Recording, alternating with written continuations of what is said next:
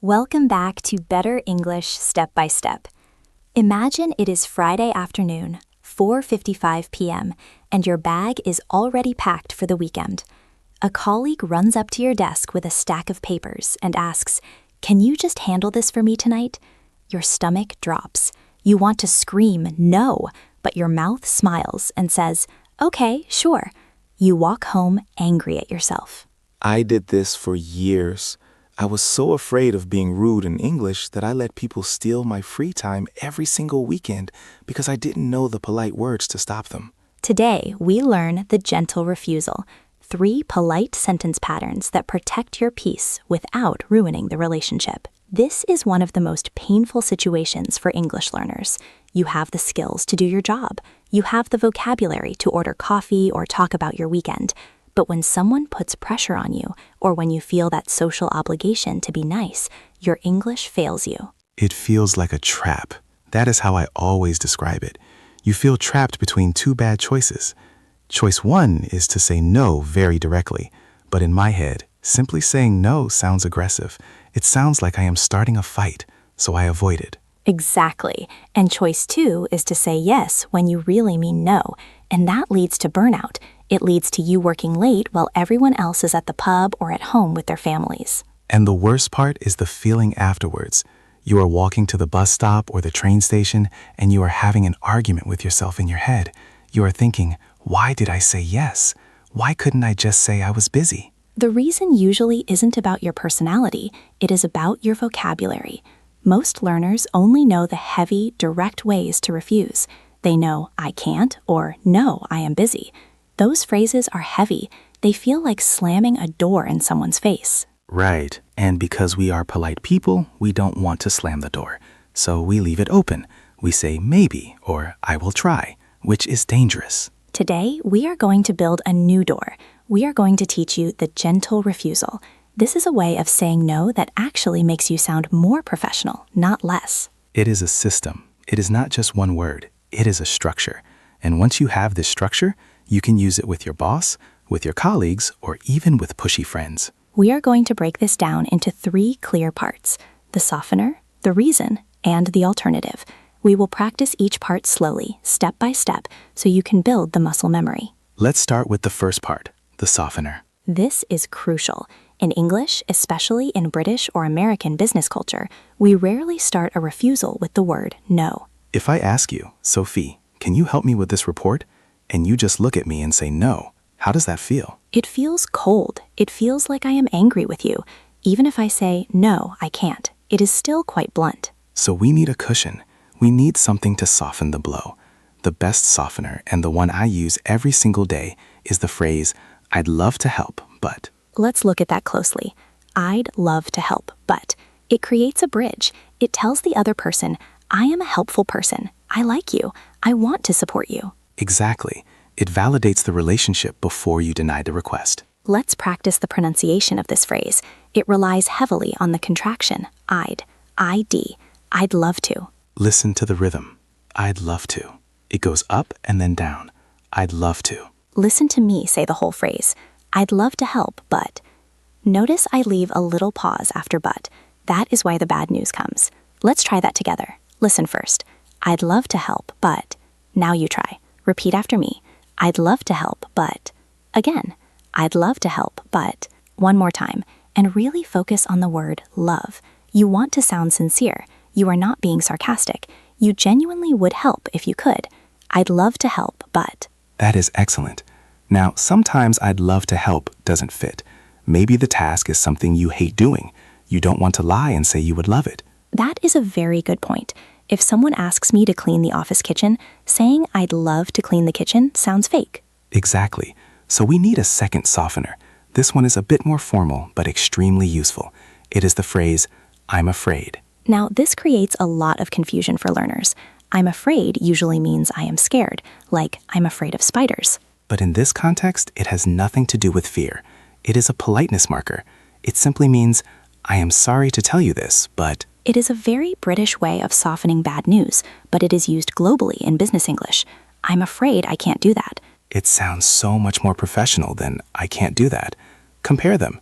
I can't do that versus I'm afraid I can't do that.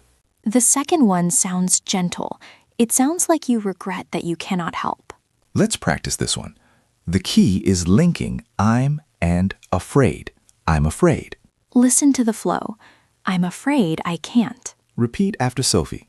I'm afraid I can't. Again, I'm afraid I can't. And try to keep your voice calm. Don't sound actually scared. Just sound regretful. I'm afraid I can't. Perfect. So now you have two softeners. I'd love to help, but, and I'm afraid I can't. These are your opening moves. They buy you time. They keep the atmosphere friendly. But you cannot stop there. If you just say, I'm afraid I can't, and walk away, it is still a bit abrupt. You need the second part of our structure, the reason. Now, this is where many people make a mistake. They think they need to give a detailed excuse. My cat is sick, or I have a dentist appointment, or I have a headache. When you give too many details, it sounds like you are lying, or it sounds like you are asking for permission to say no. In a professional setting, you don't need to justify your life. You just need to explain your capacity. We are going to teach you a phrase that is magic for this. It stops arguments immediately. The phrase is, my plate is full right now. I love this idiom. My plate is full. Imagine a dinner plate. It has food on it. You cannot put any more food on it without it falling off. It is a visual way of saying, I am at my maximum capacity. It doesn't mean I am bad at time management. It means I am working hard and I have no more space. It is very hard for a boss or a colleague to argue with this. If you say, I don't want to, they can argue. If you say, my plate is full, they understand it is a fact. Let's practice this phrase. My plate is full right now. Focus on the T sound at the end of plate. My plate is full. Listen to the whole sentence.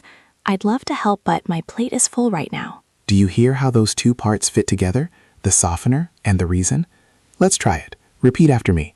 I'd love to help, but my plate is full right now. Again, focus on the flow. I'd love to help, but my plate is full right now. One more time.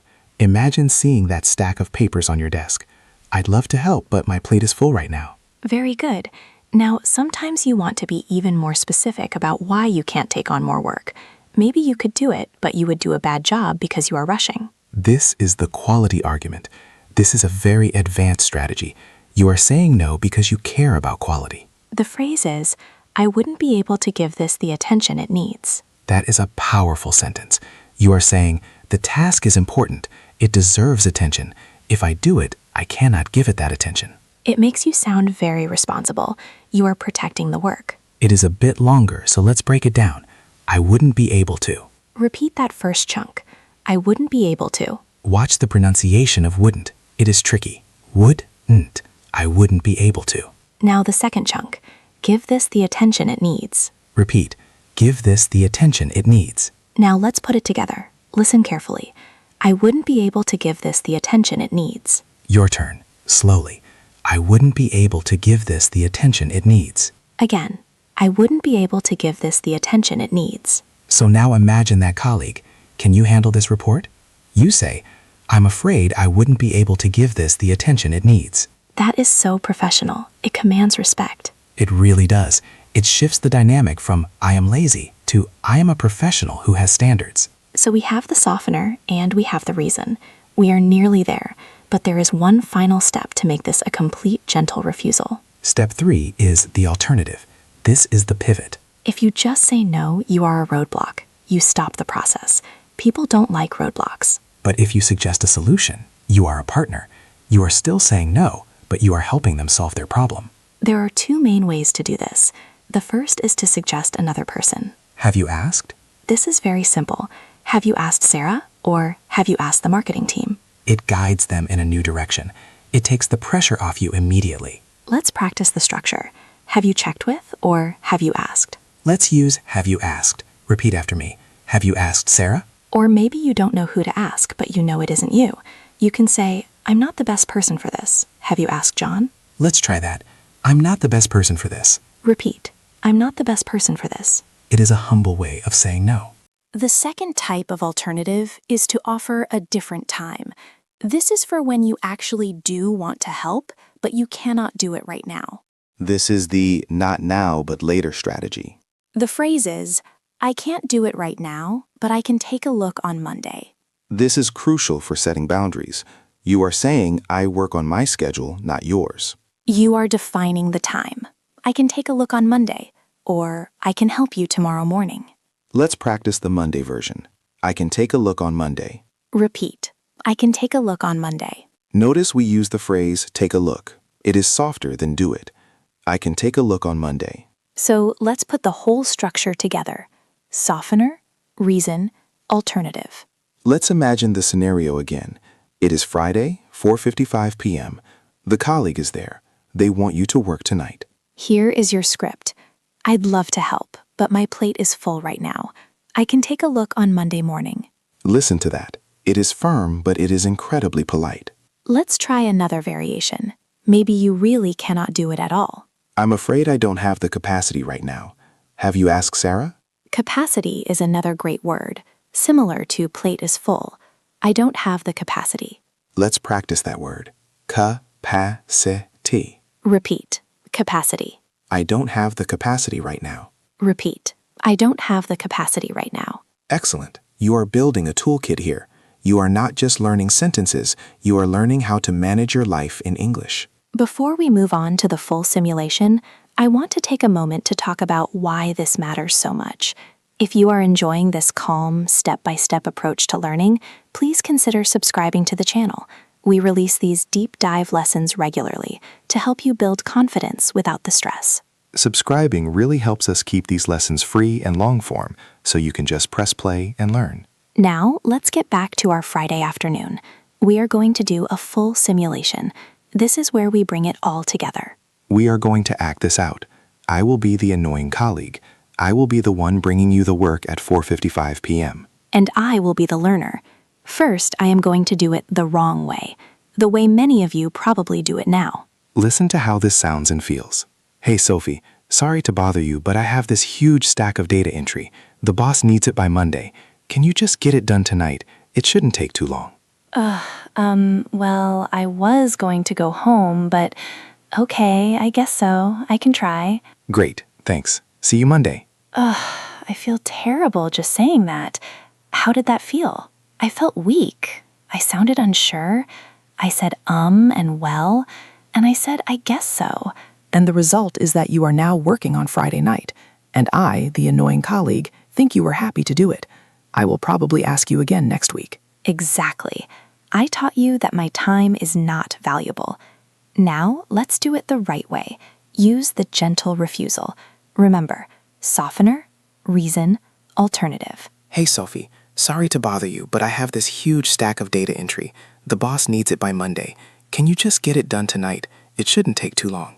I'd love to help, Daniel, but my plate is completely full right now.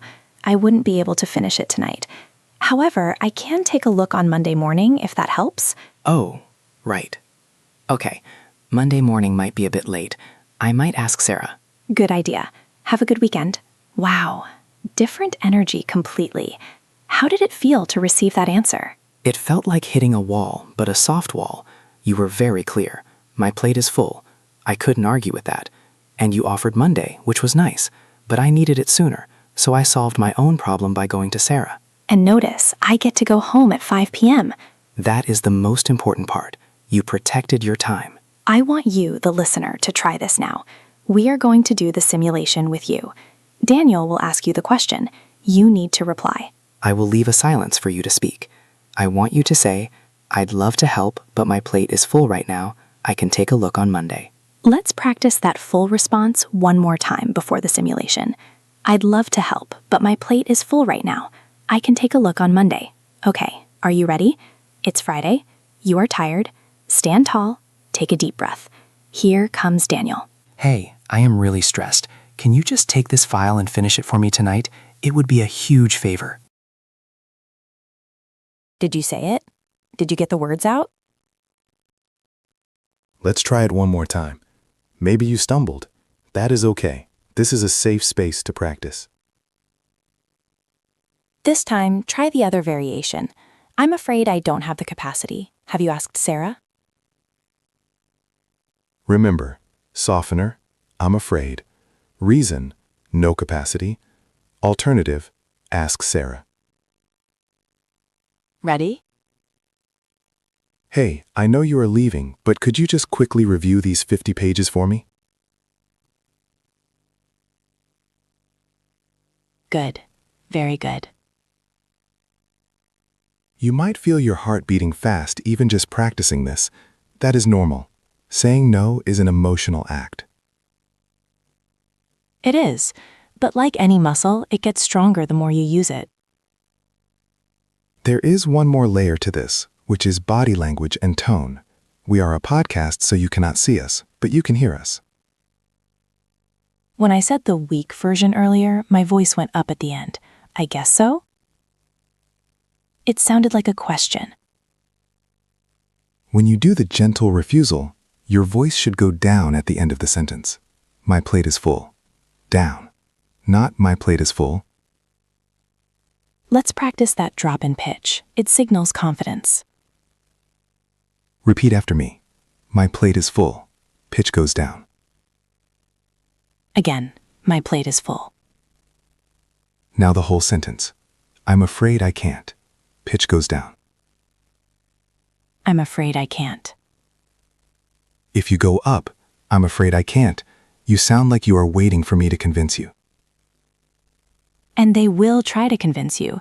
If you sound unsure, they will say, "Oh, come on, just this once." But if you use the downward inflection, it sounds final. It sounds like a period, not a question mark. This is why shadowing is so important. You need to mimic the music of the sentence, not just the words. Let's do a little drill on just the intonation.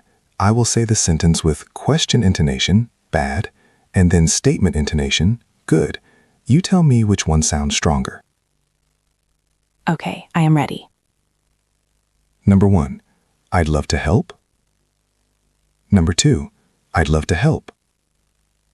Number 2 was much stronger. Number 1 sounded like you were asking for permission. Exactly. Let's try another. Number 1, I can look on Monday. Number 2, I can look on Monday. Number 1, I can look on Monday. It was a fact. Number 2 sounded weak. So when you practice these phrases this week, pay attention to the end of the sentence. Imagine walking down a step. Let's recap the 3 main structures we have learned today. We want these to be stuck in your head. Structure 1, the softener. I'd love to help but, or I'm afraid. Structure 2, the reason. My plate is full right now, or I wouldn't be able to give it the attention it needs. Structure 3, the alternative. Have you asked, or I can take a look on Monday. You can mix and match these. They are like Lego bricks. You can build the sentence that fits your situation. For example, I'm afraid, softener. My plate is full. Reason. Have you asked John? Alternative. Or, I'd love to help, softener, but I wouldn't be able to give it the attention it needs. Reason. I can look on Monday. Alternative. It is a formula for freedom. I want to address one specific worry that I know our listeners have, the worry that this sounds too formal. That is a valid concern. If you are talking to your best friend, you might not say, my plate is full. With close friends, you can relax the language, but keep the structure. Instead of my plate is full, you might say, I'm swamped. I'm swamped, S-W-A-M-P-E-D, like a swamp, wet and muddy. It means I am overwhelmed. I'd love to come to your party, but I'm swamped with work. That is the casual version, but the structure is the same. Softener, I'd love to come. Reason, I'm swamped. Or simply, I'm really beat. Beat means tired. I'd love to grab a drink, but I'm really beat. But for the workplace, stick to the plate is full or capacity phrases. They protect your professional image. Sophie, what about when someone keeps pushing? You use the gentle refusal and they say, please, I really need you. This is the broken record technique. You simply repeat your refusal using the exact same words, but shorter. You don't offer a new reason. You don't make up a new excuse. If they push, you just say, I understand, but as I said, my plate is full. I really can't. As I said, that is a useful phrase. It reminds them you already gave an answer. As I said, I'm fully booked. It feels rude the first time you do it, but it is actually just setting a boundary. You are teaching people how to treat you. If you change your excuse, they will find a hole in it. If you say, I have to walk the dog, they might say, walk the dog later. But if you say, my plate is full, that is non-negotiable. Let's do a quick practice of the broken record. I will push you, you hold your ground. Okay, I am ready. Daniel, please, I really need this done. I don't know who else to ask. I understand you are under pressure, Sophie. But as I said, my plate is full right now. I can't take it on. It was very calm, you didn't get angry, you just repeated the truth. And that stops the conversation. There is nowhere for you to go. Exactly. This week, your challenge is to use just one of these phrases. It doesn't have to be a big dramatic moment with your boss. Use it for a small thing. If someone asks you to go to lunch and you want to work, say, I'd love to, but my plate is full right now. Maybe tomorrow? Or if someone asks you to a meeting that you don't need to attend, I'm afraid I don't have the capacity for another meeting today. Send me the notes. Start small. Build the confidence. Remember, saying no to others is saying yes to yourself. It is saying yes to your mental health, your quality of work, and your free time. And you can do it in English politely, professionally, and fluently. Thank you for joining us for this step-by-step session. Good luck with your boundaries this week. You have the words now. Go use them. Goodbye.